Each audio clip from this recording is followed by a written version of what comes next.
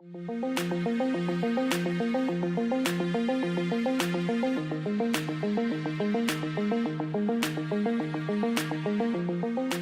can call the analogy of the office blood pressure measurement, which means that we measure the blood pressure in the medical office and then we conclude about the actual status of the patient, and we can measure the blood pressure for 24 hours throughout the day to obtain more information.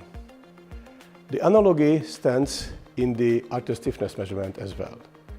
We do have very strong data that the office measurement of the arterial stiffness carries prognostic parameters. As I have said, that means that carries prognostic value for the later developing cardiovascular diseases.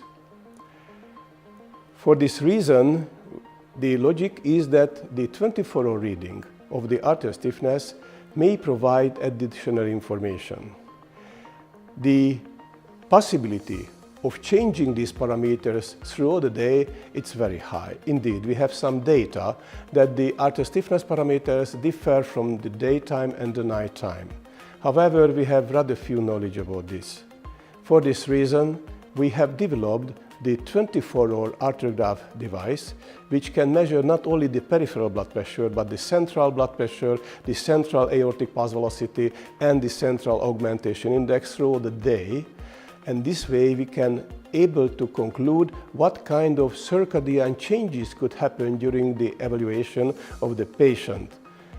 What is the importance of this today? It is still questionable because we miss the data, how strong the prognostic value of the 24-hour means arterial stiffness parameters compared to the office measurement. However, the Nobel Prize given this year for the medical Nobel Prize is the scientist was dealing with the circadian rhythm of different kind of changes.